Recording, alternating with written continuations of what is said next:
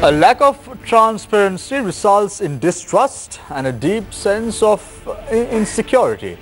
Good evening and welcome. This is Face the Nation. At a time, information has come to light now about the killing and the death of journalist Jamal Khashoggi. It's important to reflect what happened in the past in Sri Lanka as well, because we are a nation that forgets quite fast. I thought it's important to start tonight's show with a reflection of the past. In Sri Lanka too, not so long ago, this is in the year 2009, we saw the killing of journalist Lasantha Wickrematunge. The perpetrators are still at large. We saw the missing of Pragit Teknaligoda, whose whereabouts are still not known. We've seen individuals like Keith Noy Podbilajayanta being assaulted and asked to leave the country forcefully. This is a nation that wants to slide back to that era again. Just some food for thought before we start tonight's show. Our topic of discussion is not about journalist freedom or related to that. Our topic of discussion today revolves around the budget and the future of the country. So how simple will budget 2019 be? Will it be as simple as the fuel price formula as presented by Minister of Finance and Mass Media Mangal Samarveda? MRP plus V1 plus MRP equals V1 plus V1 plus V2 plus V3 plus and then V4.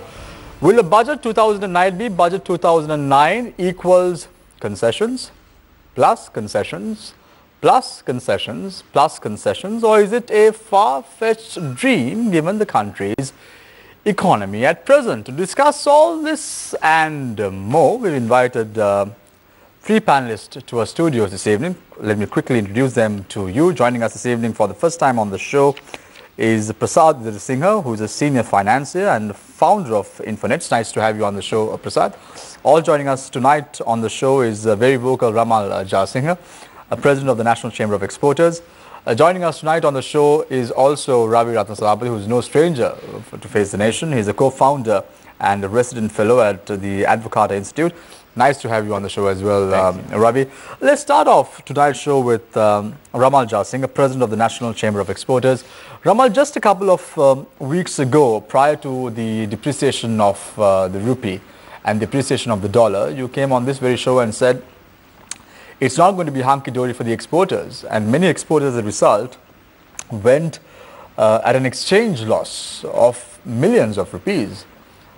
Are we going to expect a similar trend in the next few months, and would that boil down to budget 2019, and what would be the ripple effects subsequently? The time starts now. Yeah.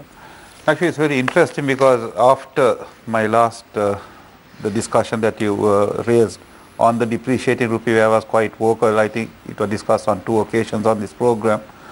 And I did happen to meet officials who were retired officials now, who have been experts both at the central bank as well as in the field of exports.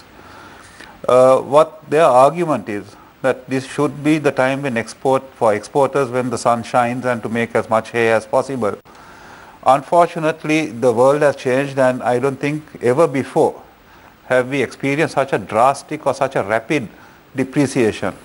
Now, I am not saying that we are alone in this. If you compare Venezuela, India, all of us are in the same boat. But those economies or their structures are so big or so robust that they can withstand that the shock. Now, in our case, we find that we are exporting, and up to now we have a target of 17 billion, out of which the chairperson of the EDB expresses that we are 60% through with regard to that target. So at least in terms of figures we look okay, but it's still not enough to make a significant impact. So we have this target of 22 billion in 5 years, which if we take the present situation into stock, it's probably possible. But however, I see some changes that have happened. It was just last week that the World Bank or the IMF accepted the renminbi or the yuan as a convertible currency and as a tradable currency.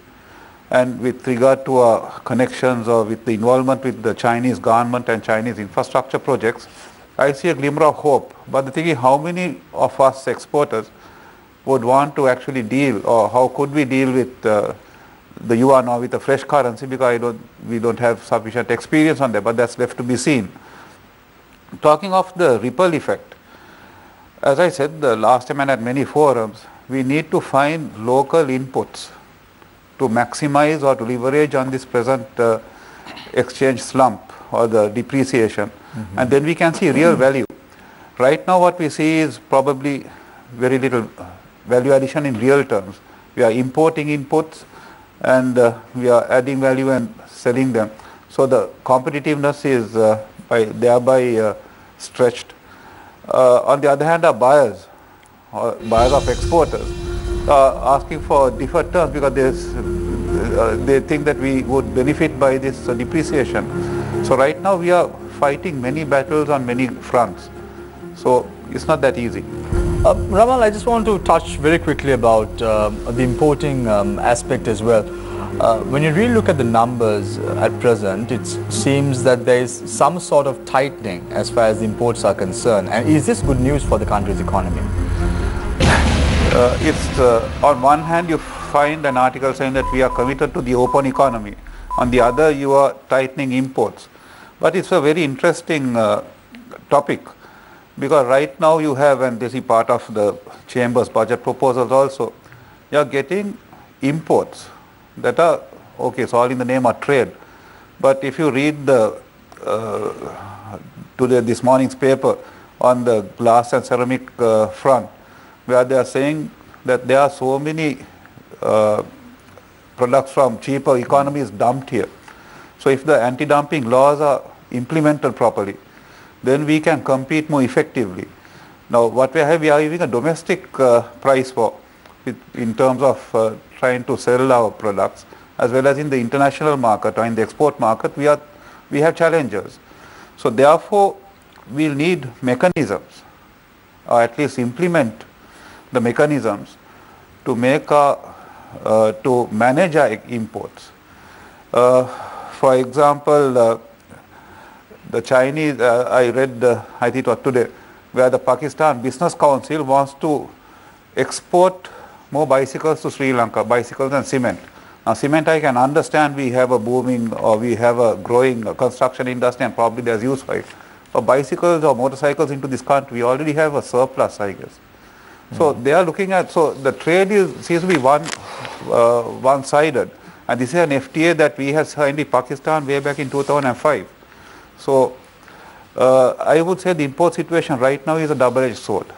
Thank you very much, Ramal Jayasinghe, President of the National Chamber of Exporters. I now move my attention to Prasad Singha, Senior Financier and Founder of Infinix. Prasad,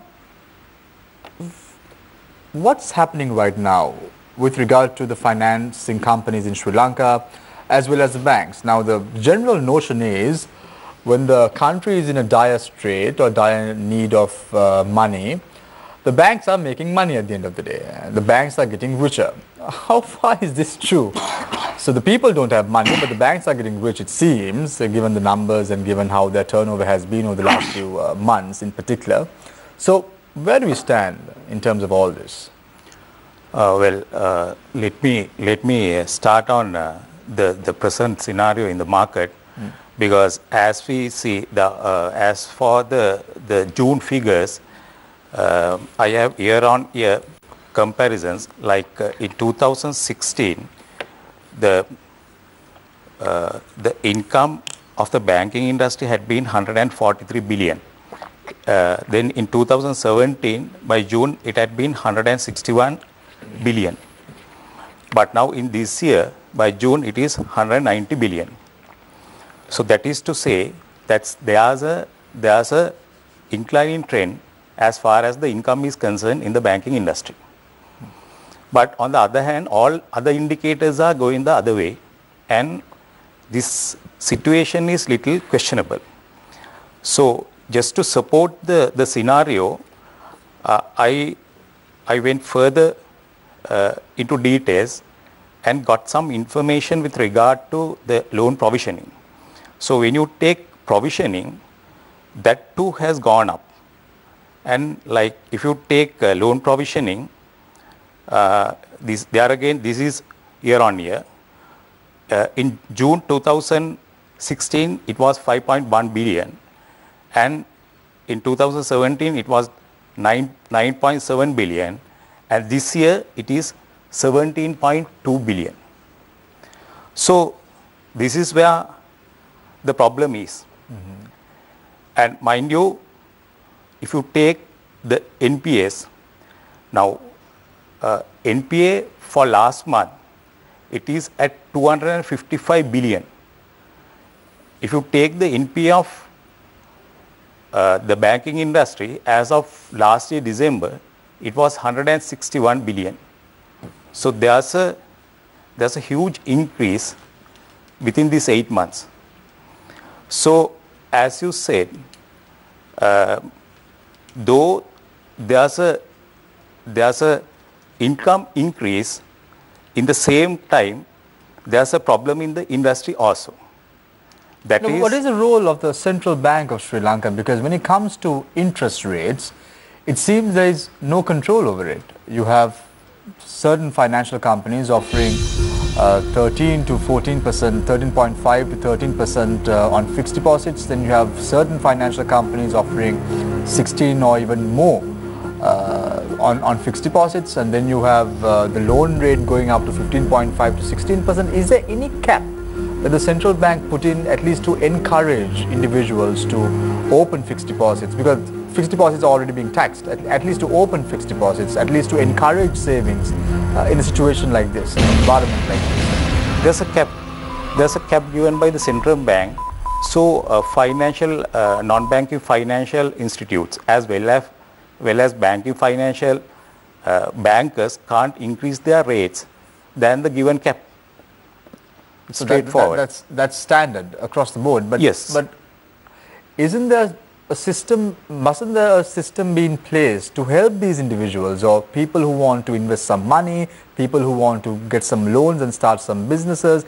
Let's talk SMEs, small and medium scale entrepreneurs. If they want to start a business, they're already paying ample taxes to the government. At least, do they have a relief as far as the banking sector is concerned when it comes to investments? You mean to say that is for the borrowers? Absolutely. Yeah, borrowers, it's like this. That all depends on his credit worthiness. If the customer is of a good credit standing, then he can get his facilities at a lower rate. But if the company or the bank is taking a risk, so that for that risk element, there's a cost involved. So based on that, the costing is done, and based on that, the interest is given. Thank you very much, Prasad Singh, Senior Financier and founder of Infinance. I now move my attention to Robbie Sabapathy, co-founder and resident fellow, Advocata Institute. Robbie, the biggest problem for this government is not having a policy at all, or not having policy consistency. We've seen this over the last few years. They come up with a plan one morning and then they change that plan, and then you have a high-ranking politician saying, I just saw this change in the morning in the newspapers, and then there is tug of war between political parties about the decisions that have been taken. There is a sudden reversal of those decisions, and then you have the implementation of the same decision after a few days. Now you start wondering, can we sustain ourselves like this when we're moving to the new year, 2019? In particularly, I'm talking about the budget. How far have we achieved what was promised as far as the 2018 budget is concerned, 10 months down the line? Where do we stand now? Right. Policy uncertainty is actually a huge issue. I was talking to some friends who are in the finance industry and have some association with a lot of, they have a feel for what's going on in the business community. So they say they have two big issues. One is the policy uncertainty, and the second thing is the fact that nothing, even once it's announced, you get a lot of details in the policies that don't get clarified.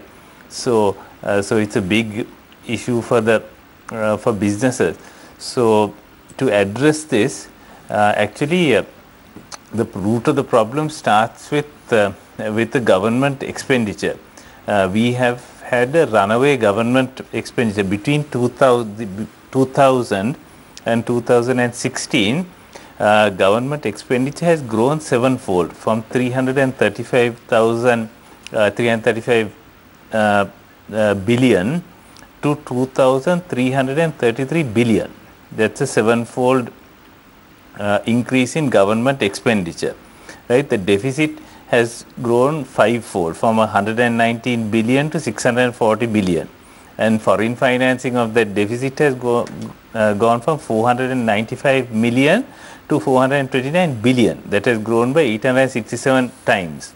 So the problem is that when you have this kind of expenditure, right, the government starts taxing anything and everything. This is where the policy uncertainty comes from. The process of budgeting is done bottom up. They start with the ministries and put all the expenditure proposals together. The finance ministry then cuts some of it, and once they put all the expenses together, they start looking at how do we find money.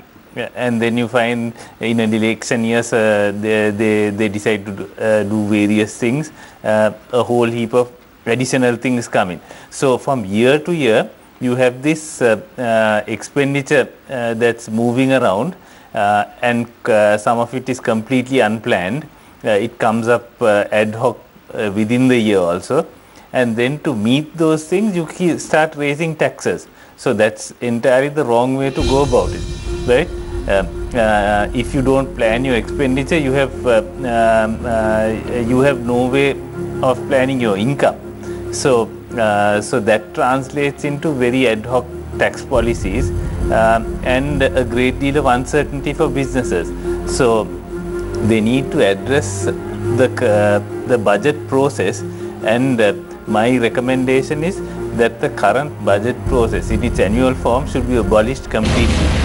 We need to move out of this annual surprise that we get from the finance minister every year into something somewhat longer. Thank you very much, Ravi, but I have a very quick question to you about the fuel price formula that was introduced by Minister of Finance and Mass Media Mangal Samariveer just a few days ago. The question is not related to the fuel price formula alone, but about the fuel subsidy. The government allocated money for the fuel subsidy beginning of the year 2018. So I'm trying to figure out now with the fuel price formula coming into play, what's going to happen to this money that has already been allocated to fund the Ministry of Petroleum and Petroleum Resources?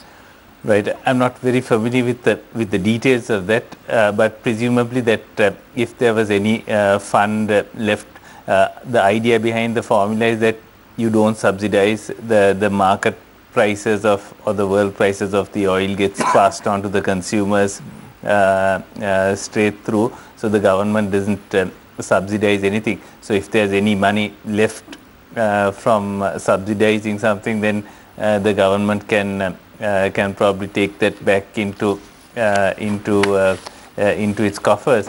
They were making losses earlier, so I'm not sure whether there's a lot of money left there. But there was a tax on fuel, which another quick question. This complex formula that the minister was talking about a couple of weeks ago became such a simple formula at the end of the day. Can we rely on these numbers or this particular formula that was just brought into play? Is it a formula that is workable? Because we heard a statistic lecturer, a professor saying, if this is workable, I will stop lecturing completely. And this was an exclusive interview that was aired on Newsfirst a couple of days ago. I'm trying to figure out, is it that simple? Well, what they produce is a very straightforward cost plus formula. You have the imported cost, you have your administration cost, you have your other costs and margins. You just add the whole lot up and you end up with a final price. You don't have to have a minister do that. In other words, you can even get an accountant or an A-level student to do what Yes, yes. So very straightforward thing. I think what needs to be emphasized is now consumers can expect to pay more if the world market price of oil goes up. That is something that's beyond your control. But you can't expect consumers to pay for inefficiency. So if you bought inefficiency, if you paid higher prices than world market prices for your fuel, if your conversion or your refining process is not as efficient as the refineries elsewhere in the world, so that you lose a lot more. So if you're overstaffed and your staff cost per liter of petrol or diesel is very much more, if you've got unnecessary administration costs, you've got buildings on rent that you need not have rented.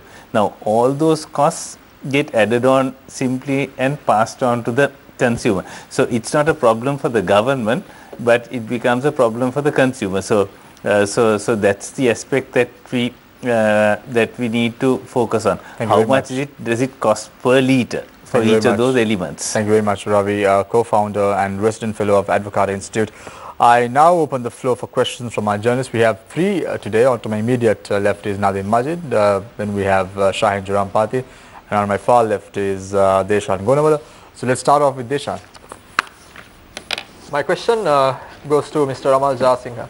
Mr. Jasingha, there seems to be an aura of uncertainty surrounding the entire economy, and it seems to have engulfed the entirety of the economy as well, be it exporting, importing, even when it comes to the finance sector. How much of an impact is this uncertainty affecting the potential that we have? And also, is it merely down to the policy inefficiencies and the policy not being stable enough that is contributing to this? Well, let me play devil's advocate for the moment, right? We are all aware of a national trade policy that was launched early this year, and stemming from that there is a national export strategy, which I myself through the chamber played a role in, and I think that was one of the few very well planned out private-public partnership efforts. Then that had dovetailed into Vision 2025, and now there's a Vision 2030, I think, right? Yeah. So the policy framework is there. Now the challenge here is how well do we introduce mechanisms to actually implement this? What are the subcommittees? How do we see the progress of this? What is the review? So that has to come in. Now if you took the headlines of this morning's Financial Times, the front page has the representative of the IMF, and she mentions the guidelines of which she expects or the IMF expects from this budget. So I would say that the country is running through a real tightrope, because on one hand we have the challenge of compliance with the IMF dictates, and the other we have the challenge of managing our domestic economy. So with all these irons in the fire, it would take a lot of strength or a lot of, I would say in the corporate world, talent to manage all this. So this has to be managed well, and these challenges are inevitable. And also looking at it from a global perspective, I think we are still slightly better off than most other economies when you peg the rupee against the dollar. Things are not that bad.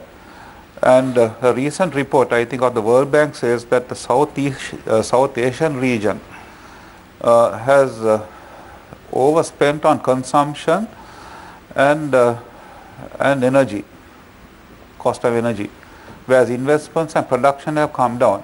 And if you take the production index over the last month, it has actually dropped, or actually I think the figures are coming out from May.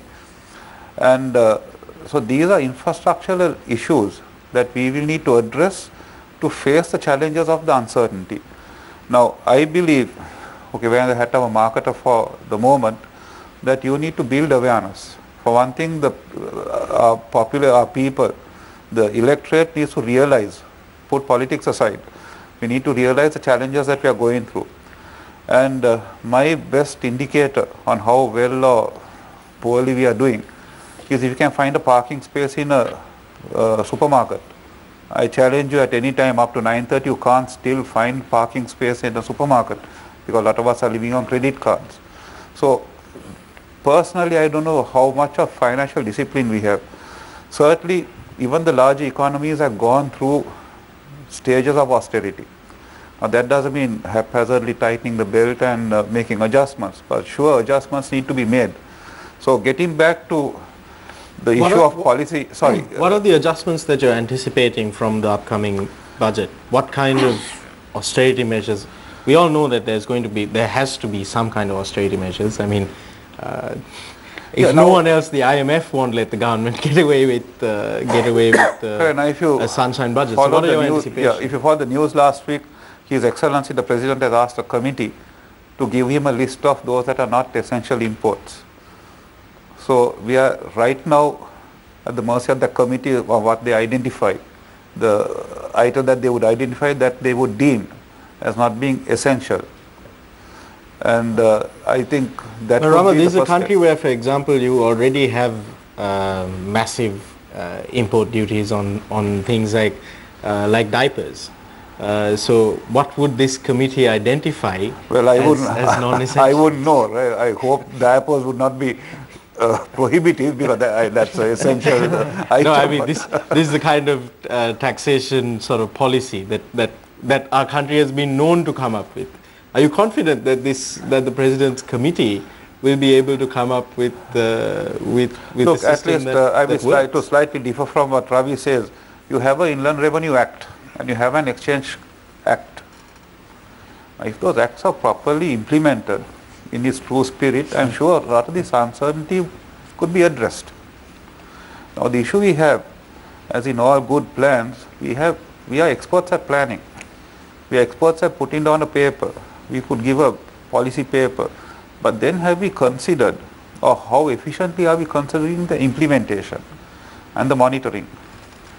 So I think that's where the root cause is, on how you implement and what mechanisms are introduced to implement. Prasad, from the perspective of the non-banking financial sector, or the financial services sector in general, what are your expectations from the 2019 budget? You know that there is going to be some kind of austerity measures that will be introduced. At the same time, because there are elections coming up, the government will also want to use the budget for electioneering or to give a few handouts. Where are you anticipating austerity to come in? And from the perspective of your industry, or the service industry that you represent, what are your expectations? What are you hoping for? Yeah, well, it's like this.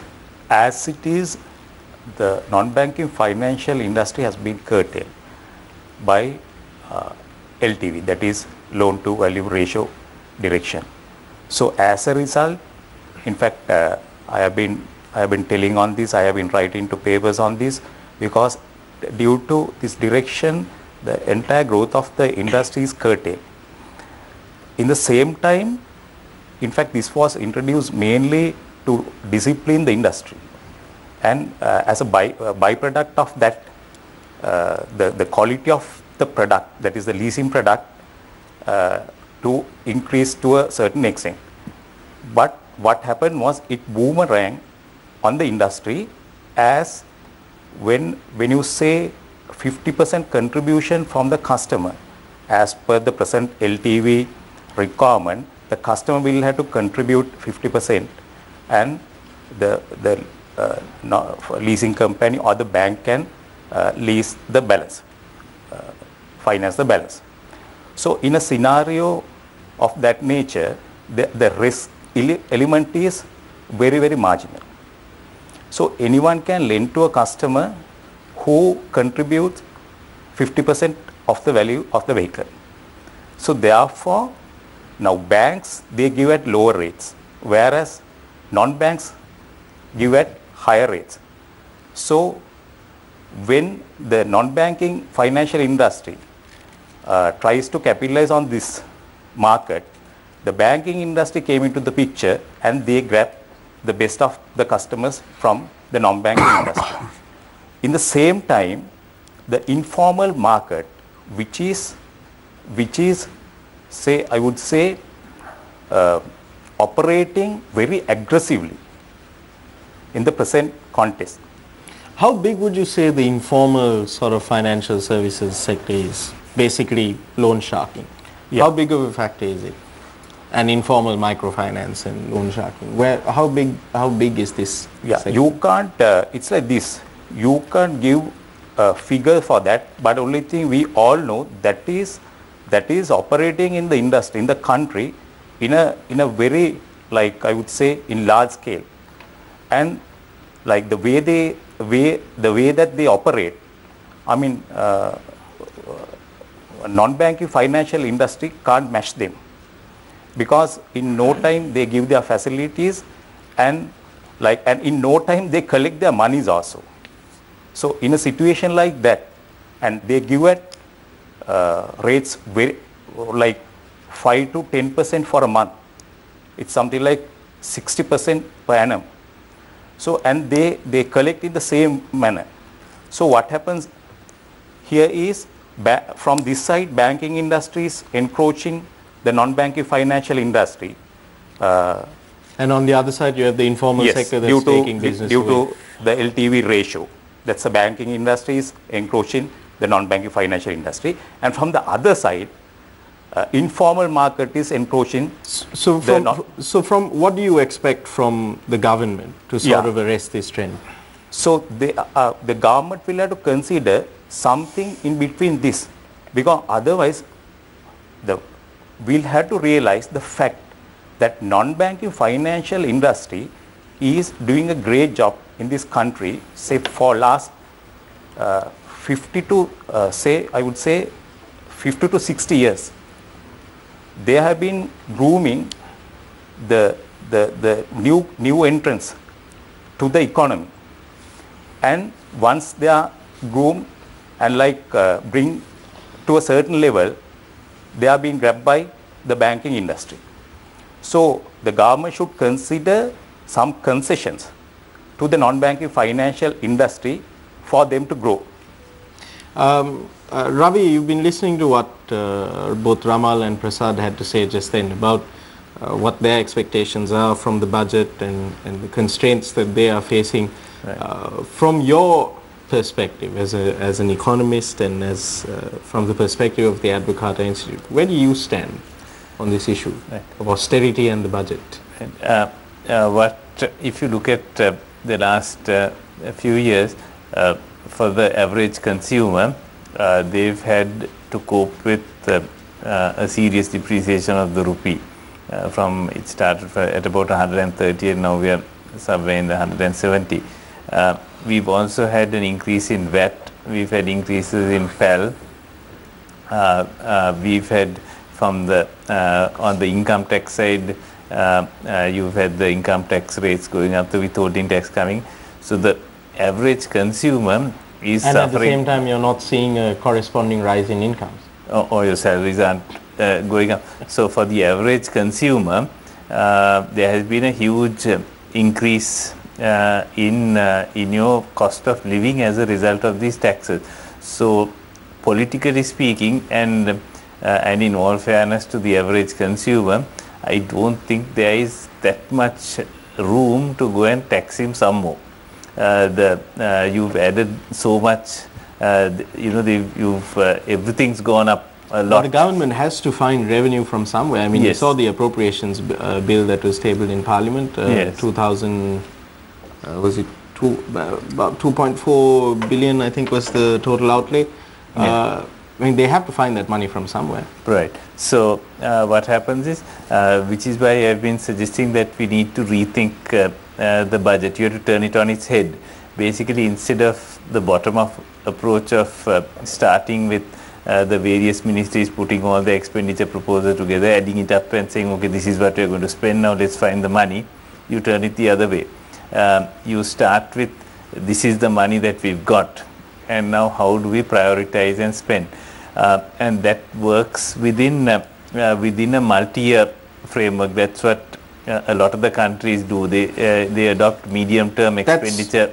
That's what you need. And in a utopian world, if you had that, fantastic. But this is a government that is dealing with some issues on the political front.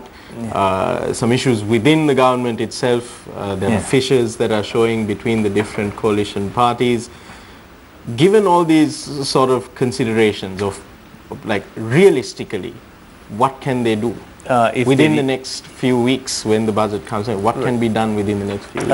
In terms of, I would say in terms of increasing rates, the scope would be very limited in terms of if you do, you're already unpopular and you can raise the rates further and become even more unpopular. But if you do need the revenue, you need to look at some cleverer ways of doing it. So, so you could perhaps look at now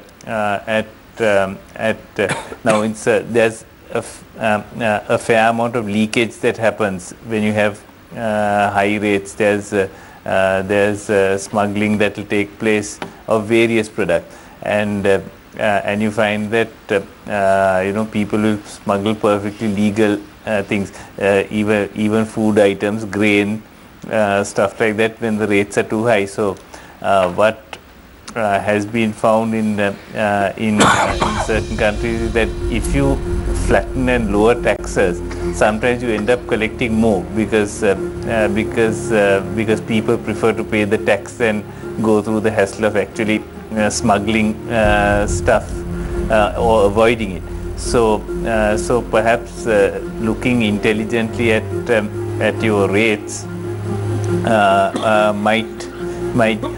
might be one way. The other thing is to see whether you can curtail the leakage that's happening on your expenditure, your unnecessary waste, your losses in state enterprises where you can cut back on those, so that you can manage within the expenditure that you have. As I said, we've had a huge increase. Your population grew by 13% between 2000 and 2016. Your expenditure grew sevenfold. It went up 600%, right? Per capita, that's a huge increase in expenditure. Are you really feeling that in terms of welfare? I'm sorry, Ravi, but Mr. Jayasinha, now Nadeem, across the board, he asked the three of you all a simple question. What are each of you all expecting from the budget to come in a couple of weeks? But then you said an interesting line, the word implementation being the key word. And then, like Mr. Ravi said, over the years, successive governments have come out with what he called a surprise budget. And year after year, it appears that multiple reforms, fruitful-looking reforms, keep being presented. However, implementation is a key problem.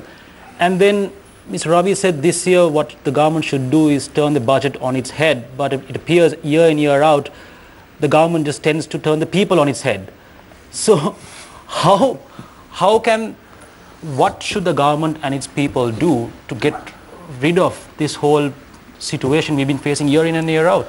I think, in fairness, the government doesn't have much space to wriggle out of. On one side, you have the IMF dictating what we need. Then we have the various compliances that we need to meet in order to get investment and lines of credit. So I think right now we are in between a rock and a hard place, where the government is concerned, where the budgeting exercise is concerned. So I don't think we'll have the freedom to turn the budget upside down, as it were. And that would take a huge effort of political will, for one thing. And I don't know whether you would still have the situation of an election budget, or whether we would have the luxury of having a populist budget, given the constraints that are there and given the economic realities. So what I see is, as a plus side, at least some of the fundamentals, there's an effort to make the fundamentals work. Now I think in a bygone era, had the rupee depreciated this fast, there would have been some intervention. And very frankly, from the export side, we also cried for that intervention, but somehow they have not intervened, and they allowed the market forces to take its course, and instead they're looking at other measures to control the impact.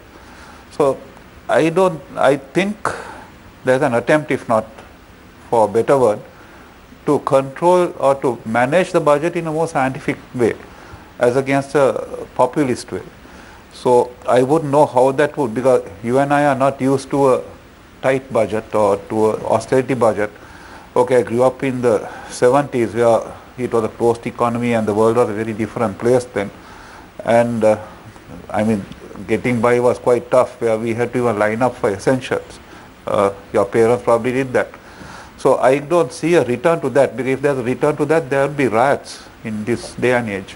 Robbie, now Mr. Jasingh has said that the government has, successive governments have not experienced the rupee depreciating so rapidly. So do you think the government right now is in a situation where they're scrambling to put things in order?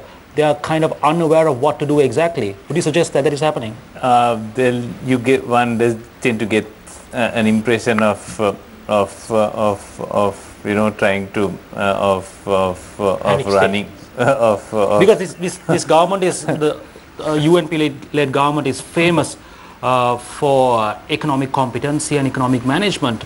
Yet the people, in the eyes of the people, it's a bit questionable at the moment, doesn't it? Yes, that is quite true. That reputation, I think, is now damaged because of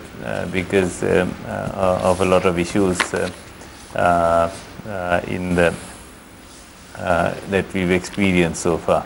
So hold your guns, guys, for the moment. You can shoot in a bit. We have to go for a short commercial break. Right.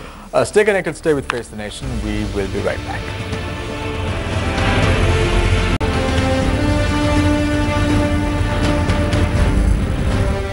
Welcome back. This is Face the Nation. We start off the third round with Robbie Sabapathy, co-founder and resident fellow at Advocata Institute. Robbie, as much as we would like to see the government pull a rabbit out of a hat as far as the 2019 budget is concerned,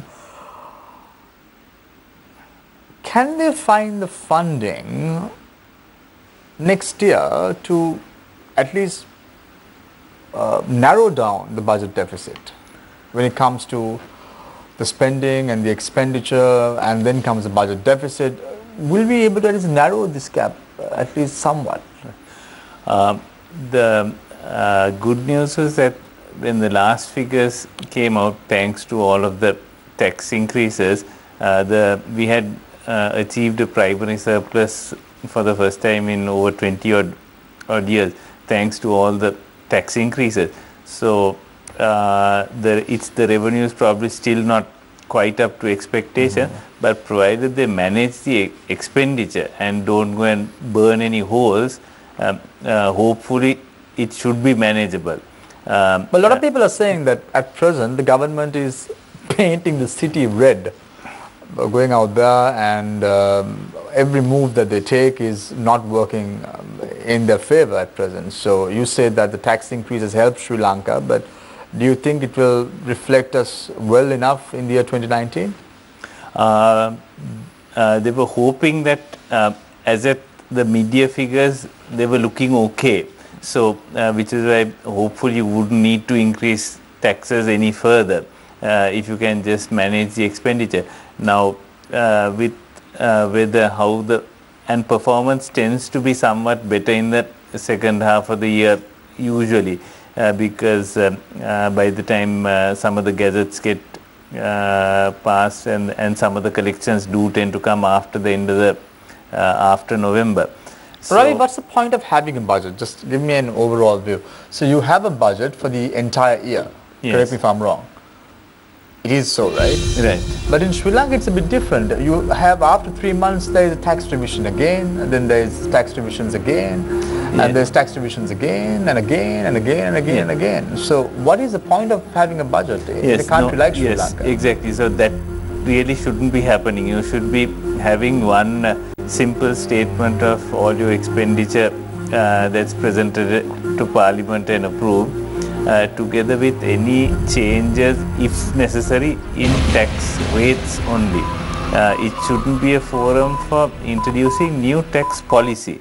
The issue with that is, the difference is, if it's a change in rates, because that's not something that's difficult to deal with, because there are standard ways. People are used to the tax.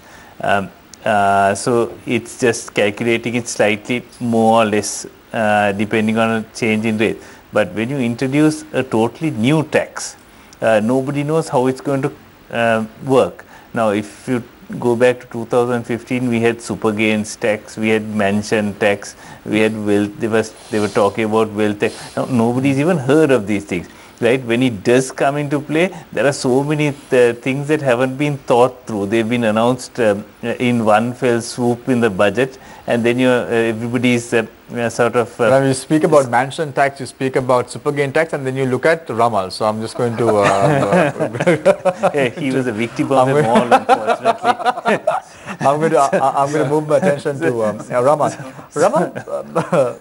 It's highly strange in Sri Lanka, the pattern of taxation.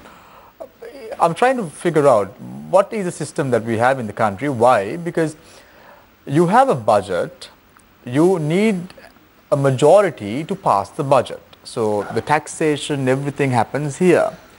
But suddenly mid-year, the government decides they need to change the policy. No parliament approval is required. They just change it. And what is this? Is this the right attitude in a democracy? I'm trying to figure out.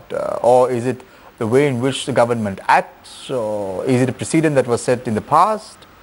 What is this system? They go to the parliament to approve a budget.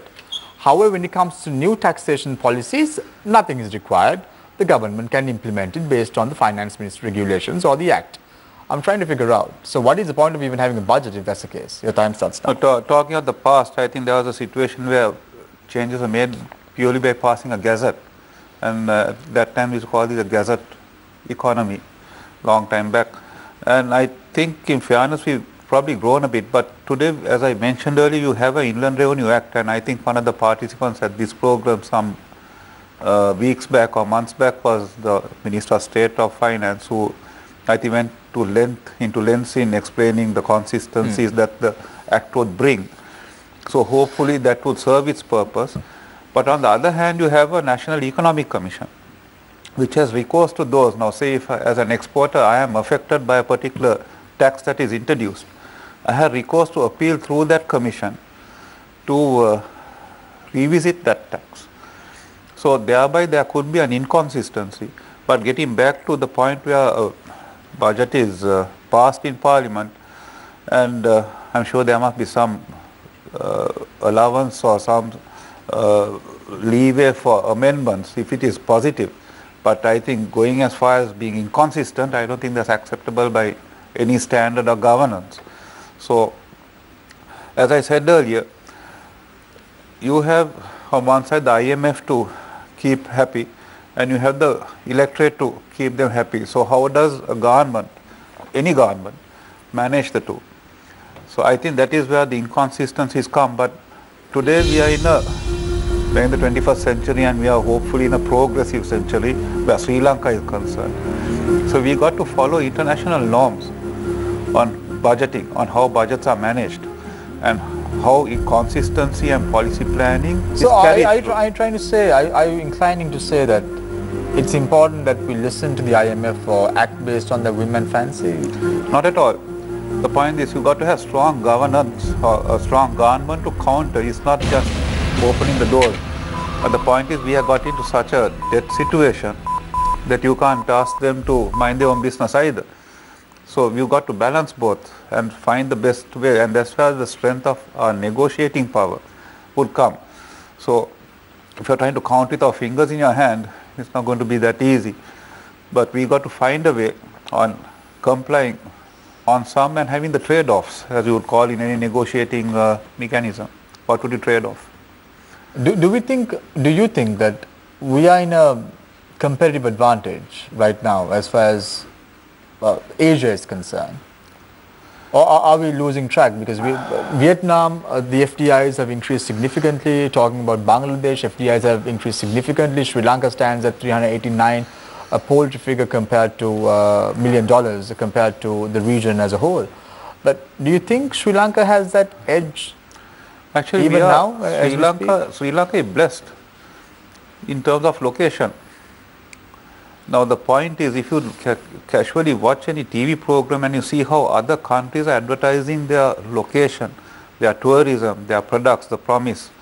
Now recently, I think it was in today's papers again, where the tourism wants to be part of the export value chain, which I think is essential and something that we've overlooked for the longest time. And I think the national export strategy also covers wellness and certain aspects of tourism into the export strategy. So there is inclusion.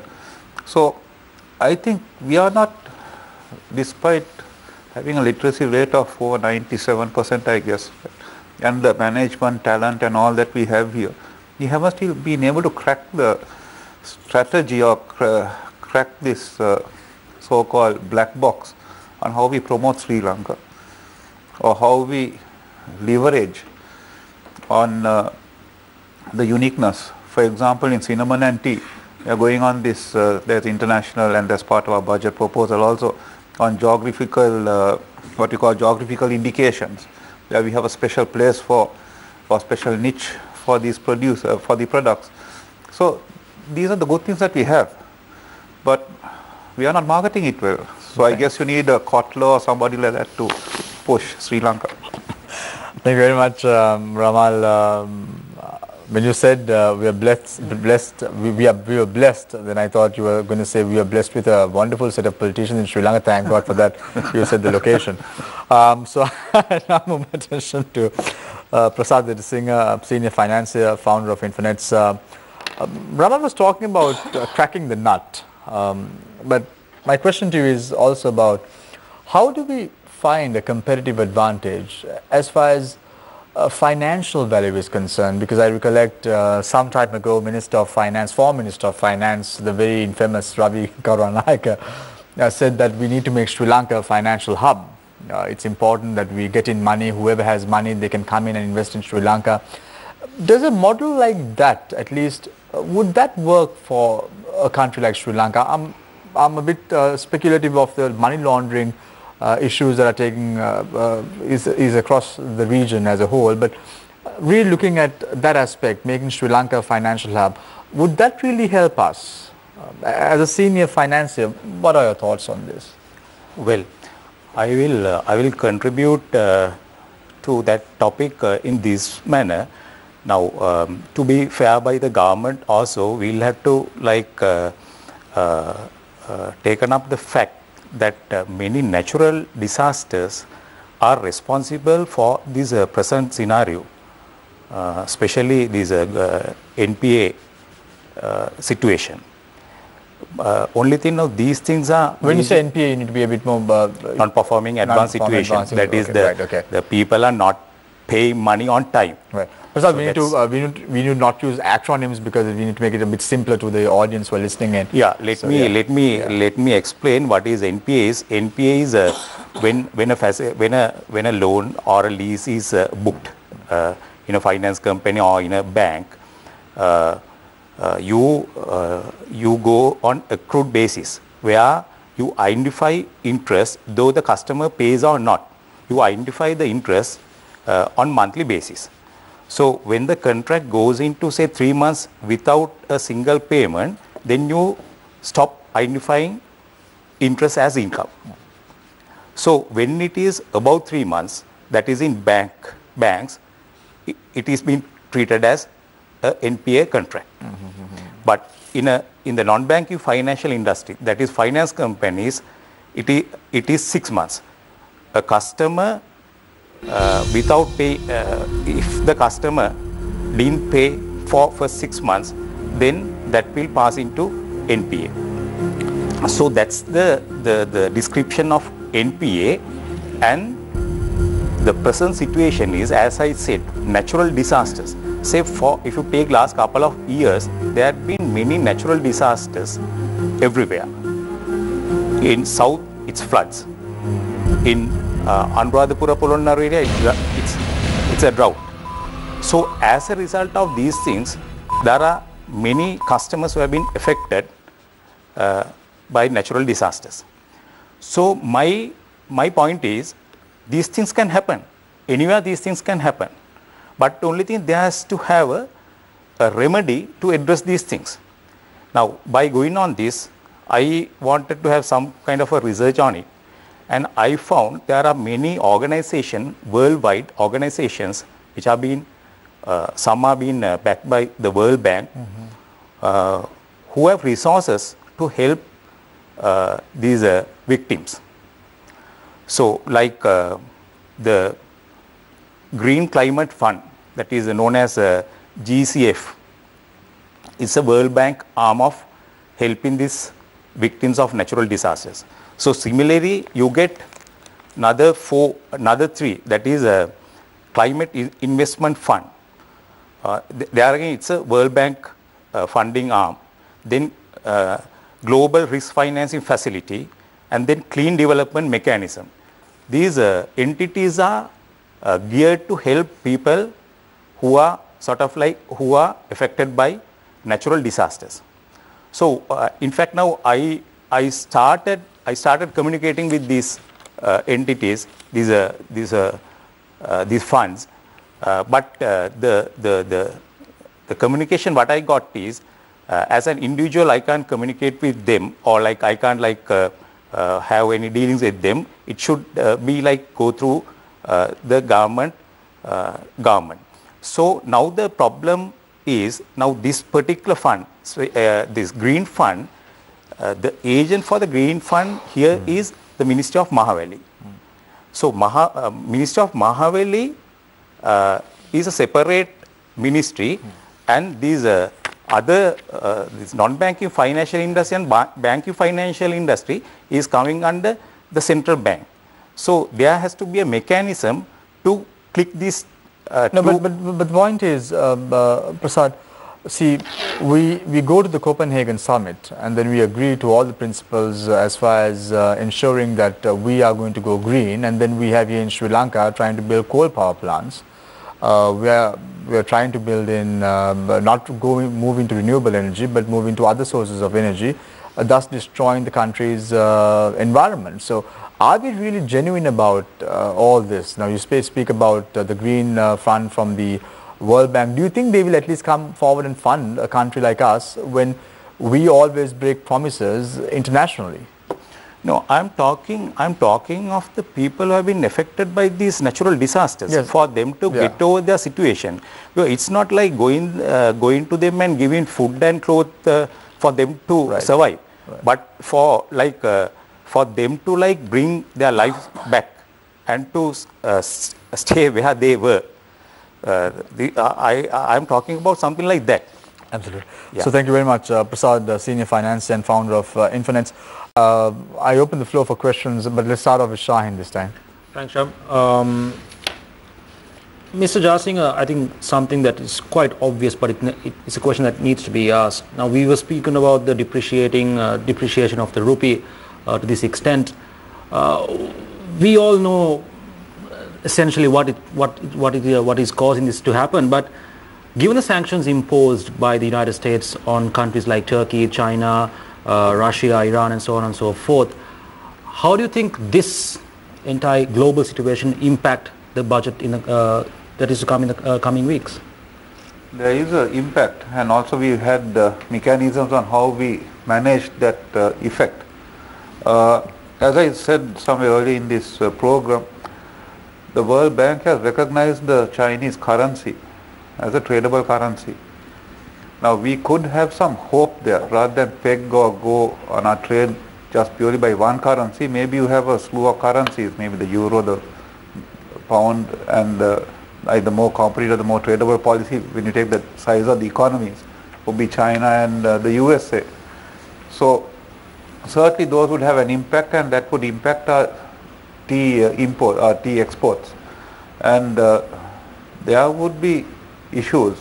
And now with the emerging situation with Saudi Arabia, and I'm sure the United States would not be in a position to look back, and I mean they've given such a lot of publicity on the recent developments with Khashoggi. So we'll see a whole lot of complexities.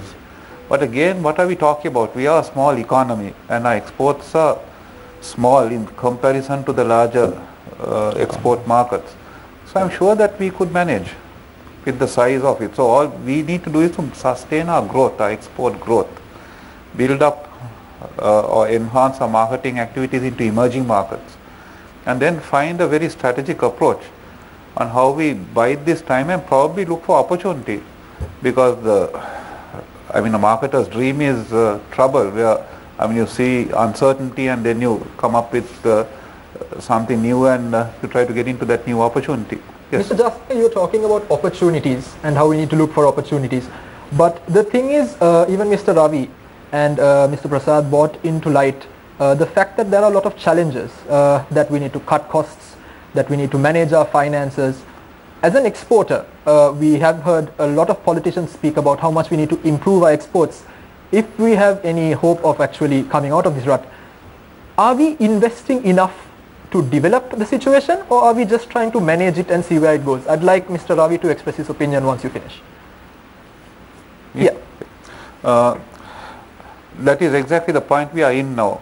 So all our budget proposals and all what we are asking is more support. Now we are not just merely asking for concessions and handouts. The NES, or the National Export Strategy, provides for grants where startups, new exporters, inventors and innovators would be helped with a 50-50 grant, and depends on the scale. So that is focused mainly towards the SME, and that's where the foundation will be created, and to build up the non-traditional exports. The other important thing which I have been a very strong advocate of is get the scientific community to do more research and development and more innovation. To see, now there was a time when this country produced instant string hoppers and that was exported. But for good reasons it was stopped, because that would affect the cottage industry, because there are a lot of households that actually survive on supplying string hoppers. But that is just an example. But there was a time in the early to mid 80s where there was a lot of innovation happening hand in hand with the scientific community, and we were coming up with new non-traditional items. Now take long time ago, maybe a generation ago, before, the precursor to the apparel industry was the batik industry, and today the batik industry, which housewives or ladies did in their backyard, is non-existent. But a lot of entrepreneurs were developed, and today some of those entrepreneurs are big conglomerates. So it is the spark of innovation that we need, and the support and the wherewithal. So the talk is there all over. It's just that we again are risk averse. We would like to have... Do you think that Enterprise Sri Lanka is a move in the right direction in bringing about that kind of change that you're talking about? Well, at least what's written and the thinking behind that seems to be correct. It's just that, as I said earlier, it's the implementation and the mechanisms to implement and to get the wherewithal. Mr. Ravi, I want to pose that question to you as well. Now, your institution takes a lot of time into analyzing these policies and also looking at ways in which we can improve them. Do you think the government or successive governments have contributed to ensuring that we come out of the problems we face? Because for a long time now we've been speaking about the fact that we are dependent on agriculture, and that primary production is not necessarily going to get us the GDP we want. But I don't see that we are investing enough into going towards a manufacturing economy either. Right. To touch on what Ramal also said earlier, now attracting FDI, you really need to market, right? You can't just sit and wait for things to come. Now on that front, the Harvard Center for International Development team that worked with the BOI and EDB have done an excellent job. They've analyzed all the shortcomings, and they've identified this certain areas that they can target, and the BOI and now some of the others from the Ministry of International Trade, you have to aggressively go visiting potential investors, go knock on their doors, keep trying to pull them in. It's about very aggressive selling that needs to be done. And don't forget, you're not the only fish in the sea. You have to compete with all these other countries of who are trying to do the same. So it's really about aggressively selling, and they've started even from doing fairly simple things. Start by tracking down all the investors who applied for approvals but didn't go through, find out what their issues were, then go back to others who inquired and then didn't follow up. They've had a fairly hard time trying to track and chase those people down. One of the big constraints that they found was getting land and the necessary approvals. So which is why they built one new zone, and from what I've been told, that zone's pretty much filled up as well. So they're building 3 more. But it's a constant process of aggressively looking for new investors and trying to bring them in. And if you can get in a new sector or two, perhaps by getting somebody with a different idea, maybe with a more liberal visa regime to attract some of your expat Sri Lankans who have knowledge and skills, who might be able to set up something here, that would be but that's a really great thing. Ravi, that's like a far-fetched dream. Do you think any Sri Lankan who has gone overseas want to come back and invest in Sri Lanka at present, given the current political climate, given the inconsistent policy? Right. Would they do it? What happens is, you see, the problem for expat Sri Lankans is that even if they have a dual citizenship, they are actually not treated as citizens. They are treated as foreigners. They are not allowed to operate local bank accounts. If they want to buy shares, it has to go through the same treatment as for foreigners. They can't buy land. If they come here and they happen to be married to a foreign spouse, the spouse can't work. So there's a lot of people who've reached a certain level in life. Some are close to retirement, but they've got cash, they've got knowledge. They'd like to come back and do something here, but these restrictions on visas is holding them back. And your best source of new ideas and investment is actually your diaspora Sri Lankans. That's your easiest pot to tap, because they've already got connections here, and they're willing to put up with certain Ramal, difficulties. Do you think a sensible Sri Lankan will come to Sri Lanka and invest? I've not lived in the West or anywhere other than in Sri Lanka, so it's difficult for me to give you a straight answer. but I must say, I got family abroad, and I think at the end of the, including a daughter abroad now, I mean, a lot of people say home is where the heart is, right? And as he spoke of the diaspora, I mean, that was created with a lot of reluctance, because I mean, Ravi's community contributed a lot to this economy, and particularly in the intellectual sphere. And long time ago, the more colorful burger community also went off, right? So I think we've lost. But yet you find come December or come a season, all of them looking forward to coming back here. Now it may be tourism, leisure, or catching up with friends and relatives. But still, this is a nice place which... but not to invest, Ramal. They come for the holiday, they come to see family. Yes, and fair enough. But still, there are people willing to put their money in if they could see where their money would, how their money would be utilized. Okay, let's take the Colombo stock market for an example. How many expats are investing in the Colombo stock market at present? Well, that's an area I wouldn't like to talk about. I think all of us around the table have our own ideas about it. I want to pose a very similar question to Prasad as well. Prasad, if you were to advise a foreigner to come and invest in a country in the subcontinent, which country would that be? Definitely it is not, at the present scenario, it's not this country. It's not Sri Lanka? It's not Sri Lanka. Which country would you? Yeah, it can be, say, Malaysia, Thailand. What is the reason for that? That's the development what we see there. And in present scenario also, it is coming to my subject again. Yeah. If you take NPAs, non-performing advances of these two countries, it has not been affected by the foreign currency. That is, they have a very stable economic policies. So as a result, it has not been affected by the foreign currency. Their NPAs are very, very low as far as India and Sri Lanka is concerned. Mr. Jaisingha, I want to know, do you think that apart from these factors, like the red tape, like getting expats down, which seem a bit far-fetched at the moment, do you think we have the necessary financial institutions that help the ease of doing business in this country? Do you think the systems available here right now are attractive to investors? Because there are serious complaints of the fact that even the facilitation of financial services are not very business friendly. Well, it's like this. You can't say it's not business friendly.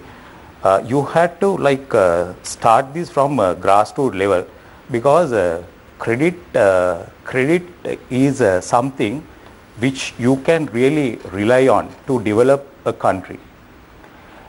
You have to have a sustainable strategy to educate people how they are going to use credit for the betterment of their lives as well as for this country.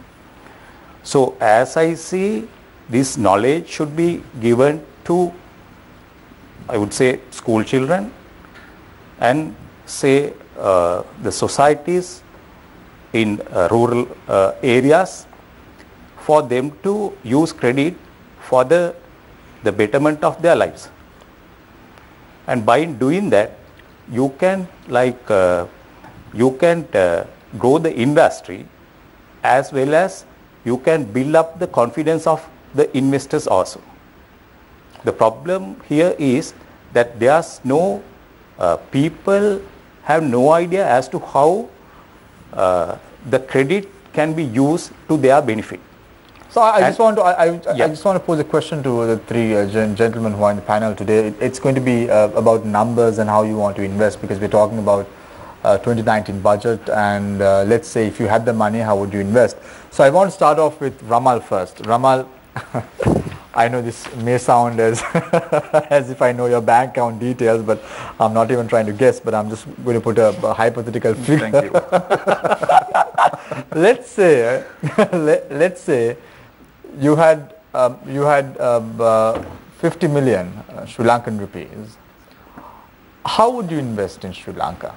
I'm not talking about the subcontinent. I'm just saying, if you had 50 million in your bank account, how would you invest it now, given the current depreciation of the rupee, depreciation of the dollar? How would you invest it?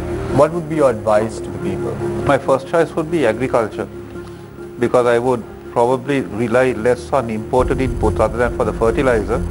And how could I run the risk of the cost of production due to the labor and skills shortages? But given the options around, or probably in something like IT, where I could depend on somebody's intellectual capital, and then hopefully make a killing out of my investment. Other than that, I would be very risk averse in this country to start up a pioneering industry, because I wouldn't know the outcome. It wouldn't be predicted. Whereas if you asked me this question about 10 or 15 years ago, I might have gone into manufacture. All right, thank you very much, Ramal. So I'm going to pose the same question to Ravi now. Ravi, I'm not going to put 50 million on the hypothetical bank account. But I'm just going to say, let's take an average Sri Lankan and let's put the number at 5 million. If you had 5 million, 2 to 5 million bucks, how would you invest that money? For a retail investor, probably just an average individual. Just say it's me. I had $1 million. How must I invest it? I would say invest fairly carefully with either with one of the banks or with one of the finance companies who don't take too much risk, because there's not a lot that if you had some idea to be an entrepreneur or something. If you've got a solid idea, then yes, certainly But try it Ravi, out. But how can you even invest at a fixed deposit? 5% the government takes away from interest, and then you are left with absolutely nothing. yes, well, you're left with You're left with something, but not the substantial amount that you wanted as a return at the end of the day. Yes, but given the stock market's down and it's not likely to pick up in the immediate future, so there is not much opportunity there. So Ravi, I say keep it in fixed income. do you think it's advisable for someone to buy dollars or buy gold at this point, or because there's a high fluctuation of and an appreciation of the US dollar? Do you think it's advisable for people to buy some dollars, keep it, rather than investing it on a bank or a fixed deposit? Is that something you see as an option, or buying gold and having it as an investment for the long run? Because there are average viewers who are watching, and I just want to them to have a cue, because when they start the year, they might have at least some sort of an advice from three experts as to how they must invest their money. Right. Well, I wouldn't say gold, because gold doesn't give you a yield. You just have to hold it and hope that the prices appreciate. What usually happens is that all commodities are marked or traded in the US dollar. So what happens is, when the dollar tends to strengthen, you find that the commodity prices fall, because basically the dollar is buying more dollars or gold? So the dollar and the gold tend to move, and other commodities all move in opposite direction. So when the dollar strengthens, you will find that gold falls, and gold doesn't yield. In the sense, it doesn't give you any kind of, where if you had a dollar fixed deposit, you would get some regular interest from it. So gold is generally not an investment. But the dollar, given the current scenario, probably is a better investment. In the short term, perhaps. Historically, no, because it used to depreciate at about 4% average over the last 20 years or so, and we used to get interest rates here of 10-12%.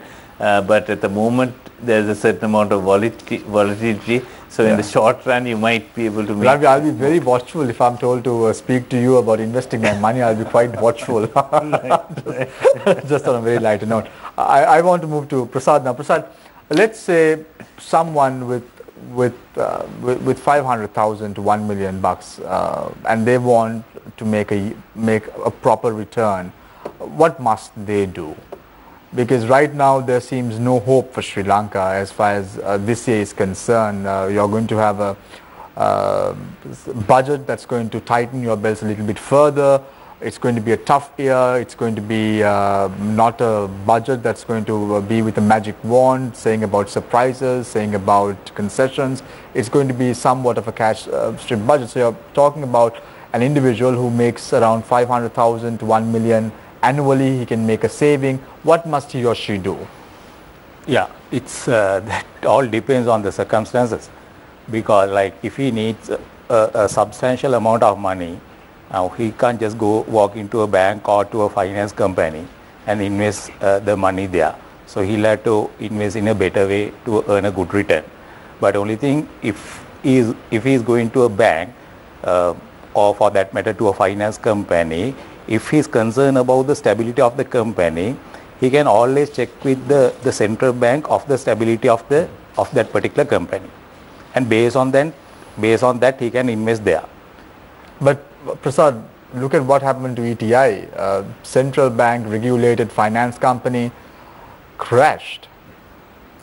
And now the people are supposed to look up and say, okay, the central bank made a mistake, because the Golden Key was not a central bank regulated financial company, but the central bank intervened and paid the money to these depositors. Now ETI, on the other hand, is a finance company that has been regulated by the central bank, and now the people are left with absolutely nothing. So how fair is that statement?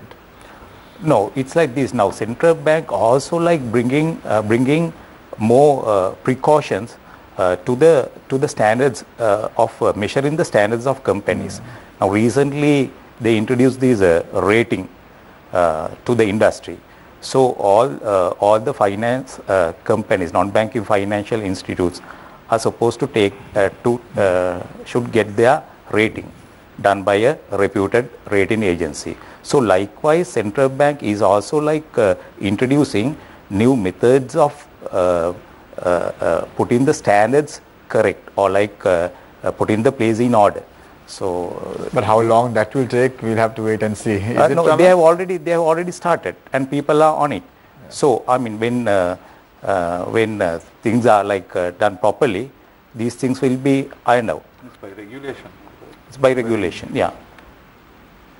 Right. So, any more questions from the journalist? Or right. So we are done as far as the first, second, third, and fourth rounds are concerned. We're going for a short commercial break. We're discussing about budget 2019. Is it going to make you rich? Seems like it's not, but we'll have the final round and we'll have some answers for you.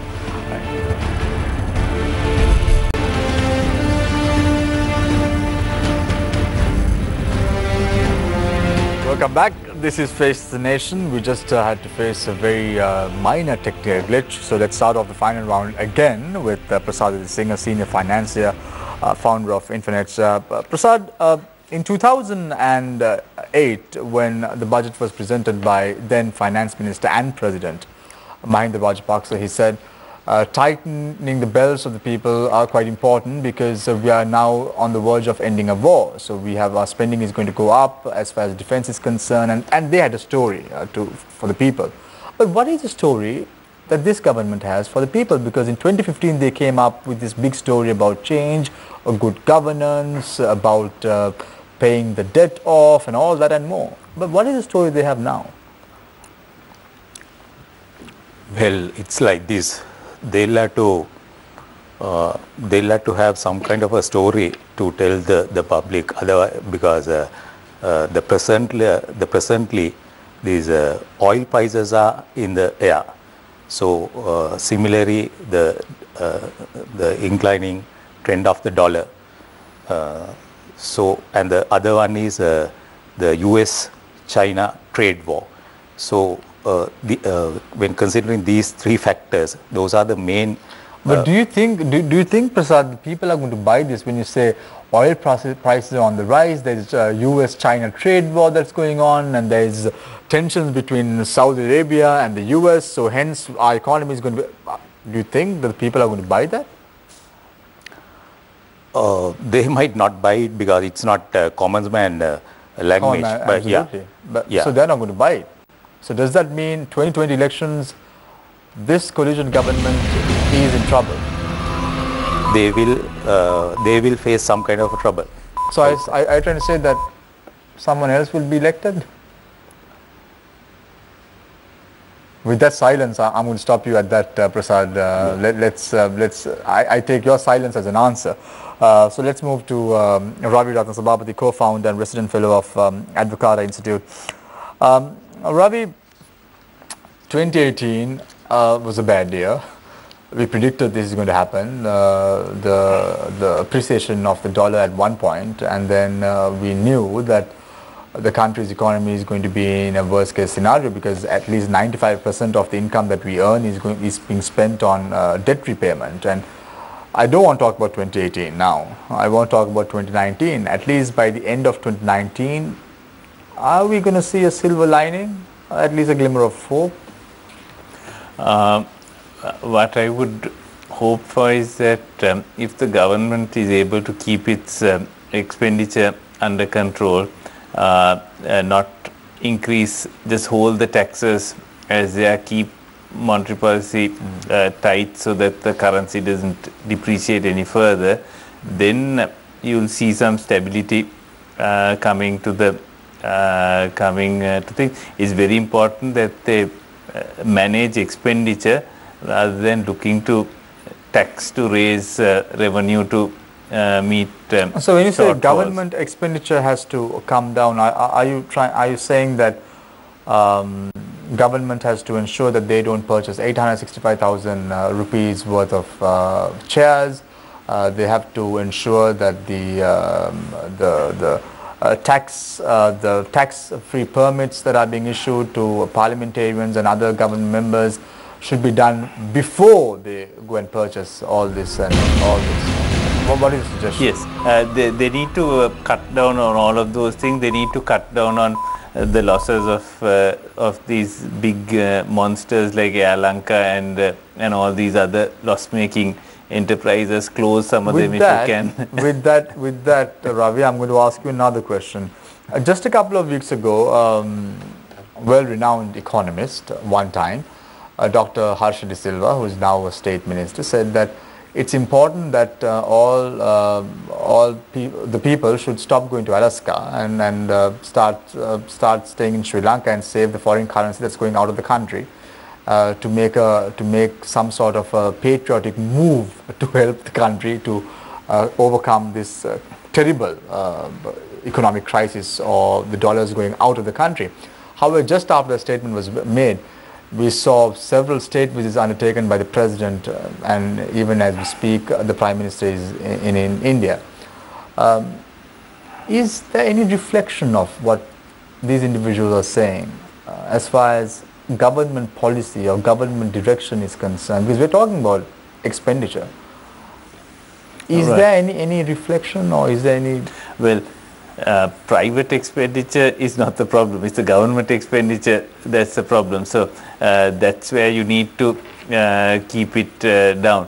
An individual, you don't generally spend what he earns. The government is the thing that spends what it can't earn. Thank you very much, Robbie Sabapathy, co-founder and resident fellow at Advocado Institute. I now move my attention to Ramal Jasingha, president of the National Chamber of Exporters. Ramal, I'm going to ask you somewhat of a political question. It's not going to be on the country's economy. It's not going to be about 2018, or it's not going to be about 2019. It's going to go back to the 2020 general elections that's going to happen after the 17th of August in the year 2020. What's going to happen if we go like this?